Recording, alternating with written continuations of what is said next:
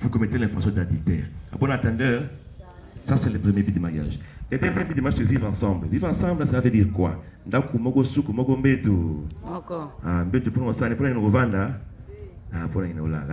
deuxième but du mariage. Le troisième but du mariage, c'est la commune destinée. Là, on dit quoi? N'a pas si, n'a dit c'est mon toi qui m'a moninga. Ce peut bouger, mais mon toi pour que ça peut moninga. Ça c'est le troisième but du mariage. Le quatrième but du mariage, tout le monde a une nationale, c'est un boca. Tout le monde dit, nous peuplerons ton sol. Alors nous comptons sur vous, n'a pas la bourboute. Comme ça, comment ça a nini et donne.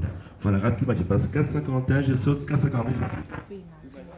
Ménage. L'ensemble des ménages. Ah, Bozuba, na Bolubna Tonga, mais c'est nini. Et ben, par moi, il y a nini, il y a Kolia, il y a Kolia, il y a Ola, il y a Ola. Il y a un foutant dans le locataire. Le but locataire à l'autre, il y a la 60 ans. La vieille chinoise, c'est l'ensemble des ménages. Et c'est bien que nous chaque jour, on a des balles dans les cibles baratés. Nous faisons chaque jour, on a parlé. Quand on a ça, on a été le malade. Ah, Bozuba, oui, pour que les potes soient cabas,